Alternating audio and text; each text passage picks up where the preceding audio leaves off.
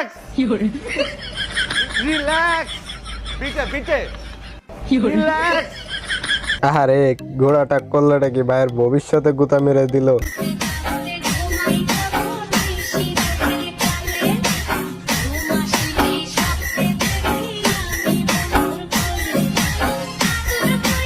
কি আপু ফুচকা কি আর খাবা না? ফুচকার স্বাদই তো লুঙ্গির ভিতরে। আপু ফুচকার স্বাদটা কি অস্থির ছিল না?